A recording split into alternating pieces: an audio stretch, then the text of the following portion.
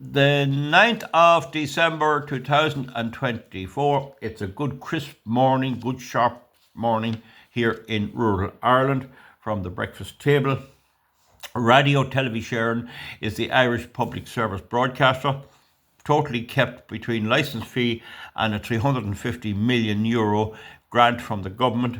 The government in Ireland after the recent election comprises Fianna Fáil, Fine Gael with Sinn Féin there as well.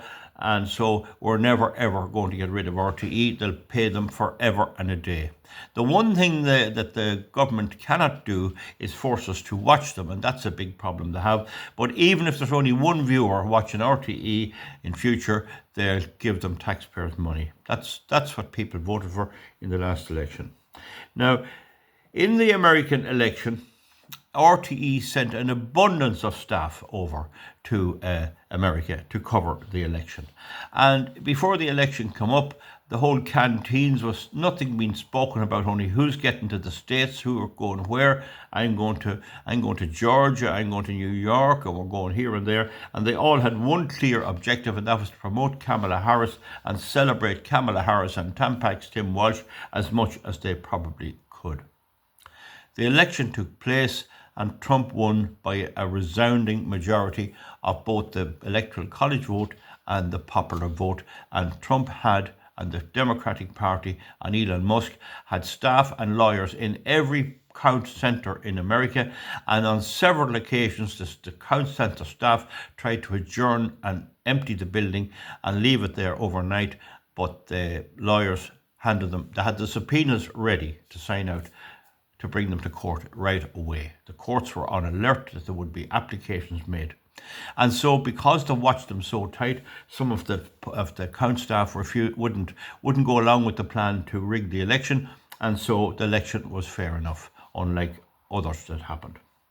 So anyway, we'll say the result was clearly known by midday on Wednesday, the 6th of November, and the Late Late Show, a special, was planned for Friday, so that'd be the 6th, the 7th, the 8th, the 9th. No, the 6th was on Tuesday, the 5th was Tuesday, 6th was Wednesday, 7th was Thursday, Friday was the 8th. So the 8th of November, there was a special Late Late Show planned, and Patrick Keelty is the host, and he's the host as well.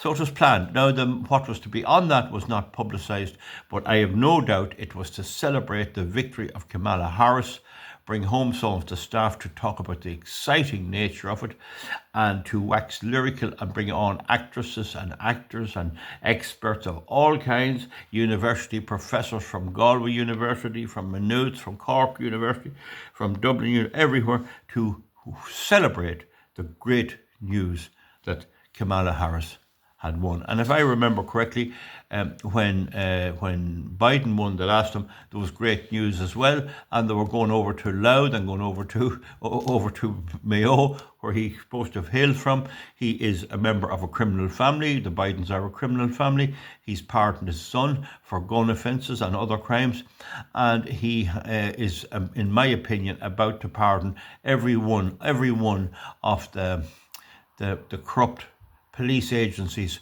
who tried to jail Trump. He's going to give them a pardon in advance under the Constitution, and from my reading of the Constitution, he's entitled to do that.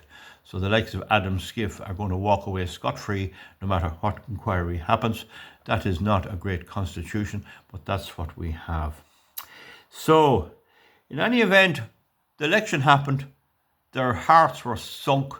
Their biddies in New York, and their fellas in New York and all their left wings had to turn around and fly home and know Kamala Harris in the White House. Trump had won. So they had this election special, and it was cancelled. It never happened before that a Late Late Show was cancelled. I can't prove what I'm saying, but I know damn well from the gub of them, they were going to have a big program celebrating Kamala victory, and because Trump won, they cancelled the whole thing, and they tried to say it was the Toy Show, and they admitted the Toy Show was recorded. So how would it affect the Toy Show? This program, the Late Late they had, would only run for an hour and a half or 2 hours, and the Toy Show would be recorded at different times. So the Toy Show went ahead last week, a few days ago, and it was all right. It was grand, so it went ahead. But it was mostly recorded. So there was the claim that it was the toy show affected is utter lies. Not I wouldn't believe that. You'd believe anything. It was cancelled when Trump won. That's what happened. And they really thought the polls were all for Harris. They were for a very close contest, but there was a good chance in their mind that Harris was going to win. But of course, anyone that would believe opinion polls would be a bigger idiot than them. So he won. And so there's toy shows every year, never a problem. This year, it caused another show to be cancelled. How would a toy show cause another show to be cancelled? So they were all set up to hoping to celebrate Kamala and Tim Walz and wax lyrical about him and the great how Trump got his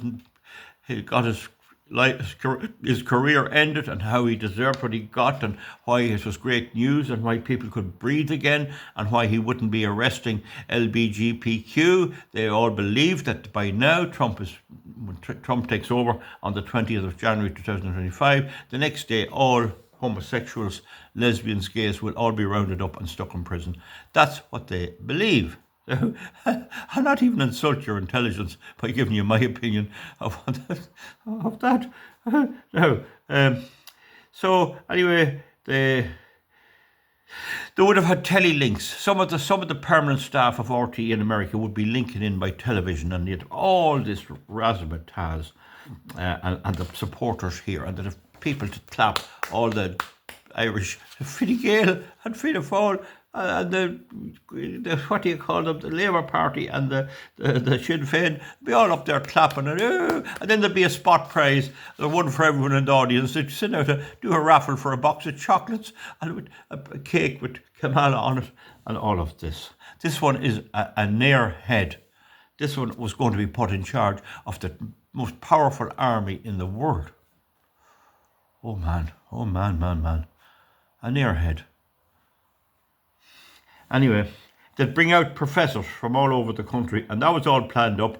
So that was it. So, and professors, half of the professors in RT is married to staff members and presenters in our professors in universities, and they're all lovely, clean. They never got their hands dirty, and they never got their tongue caught in any device. I'll tell you that. Anyway, that was all right. Next thing was a very, very important thing happened. In 2019, don't quote me on the exact date, Notre Dame Cathedral went up in flames. I don't know was it deliberately or not, you can post underneath, but it went up in flame and nobody was convicted. It was burned. Badly damaged, but the stones weren't burned. And there was some relics in it that weren't burned. Was it a cross or something? It contains a statue of Our Lady, the Blessed Virgin, and it was capable of being damaged by fire, but it didn't damage it. It didn't damage it at all. Very strange things like that. But anyway, I'm not making any big issue of that. Now, the Notre Dame Cathedral is the scene for the Hunchback of Notre Dame film, and the Phantom of the Opera. Well, no, that's not. It's the same theme of a musical film, and you'll know about Quasimodo and all that. The Hunchback of Notre Dame. He was disfigured, but he was a real gentleman. But in any event, it's a very iconic building, and it's connected with Christianity in a very big way. And of course, its Catholic Church is the denomination that administers it, and it has its bishop and all of that. And there's certain protocols about the bishop not being allowed; he has to knock to get in. And it has an awful lot of iconic artifacts there, many of which were saved. So anyway, it was officially opened on the Saturday. Now, I emphasise, if it had to be opened on the Friday, that would clash with the toy show, and maybe it would be hard, but it didn't. It was the following day. So Sky News covered it, BBC covered it, and BBC both did very extensive documentaries on it, live documentaries, which made it very interesting. And it mightn't be for all the young people. Certainly some of the hymns and that mightn't be for everybody. But you must remember a lot of RTE's viewers would be older people, some of them in nursing homes, some of them at home, and some of them might want to participate. I actually think there was a mass celebrated in the first mass again by that bishop up there and all of that. Now, I'm not glorifying any of that, except that the BBC saw fit to cover it with very good coverage, and so did Sky News, and I'm sure many American networks covered it as well. But RTE sent out nobody whatsoever. Nobody whatsoever. None. They briefly mentioned it in the news. So what was the reason? Well, dignitaries from all over the world attended. And as it happened, it was the first official function, the first official duty of the President-elect Donald Trump. His First Lady Melania did not go, but it was the first official function where he was representing the United States abroad. And he was very well welcomed. And of course, when it was over, there was a lot of behind the scenes talking with President Trump, President Zelensky of Ukraine, Emmanuel Macron, and Prince William was there, and the usual unofficial meetings that can mean so much. Now, so if Kamala Harris had got elected, of course RTE would be over there in a big way, covering it and showing Kamala and all there. And you must remember too that Mr. Trump is pro-life. He's pro-life. So he could walk into that church with his head held high. Kamala Harris is not pro-life, she's pro-abortion, and therefore you had the conflict of a pro-abortion president attending a Catholic ceremony where the statue of our Blessed Virgin stood. Now this is getting a bit political for me. I do know that, but now President Joe Biden's wife Jill was there, and in the circumstances, I would say that would satisfy me anyway. She put in an appearance, and that's all I would expect in the circumstances. So she was there. Now it was built with donations from rich people and the public, and also with the help of the French government. And in the end of the day, the French government did see fit to try to restore it, and I understand it's restored to the top quality restoration, and that which is good. So Elon Musk was there. I wouldn't be at all surprised if he didn't make a contribution. So it was a sort of a conservative turning point. It was one of the few times in Europe that the conservatives, their Christians, shone through, and that there was a cause of joy there, that it was saved, this iconic building, and that there was cause to celebrate. I know, indeed, I go back again, sometimes Christianity and the hymns and all that would not be all that rock music like, but it wasn't a problem, and it didn't last all that long. It's a magnificent cathedral. Sometime I might go to see it. So the point is, it was coming up to the Christmas. It was an event of the year. In Ireland, in nearly a bit like Shane McGowan's funeral last year, it was kind of a fitting thing coming up to the Christmas, and still RTE didn't see fit to spend anything on it. And I think that tells you how far away Ireland, the island of saints and scholars, is gone from its traditional roots. It proves it to me, its traditional roots. Now, I'm told by viewers that the cathedral is dedicated to our Blessed Virgin Mary. I'm not just too good on that, but I'm told that's the situation. And I'm told also that, see, I only saw a clip of it, that the hymn Ave Maria was sang. That's the Hail Mary. And that is the same hymn or song that President Trump asked to be sang at his rally a month after the Butler shooting in Pennsylvania.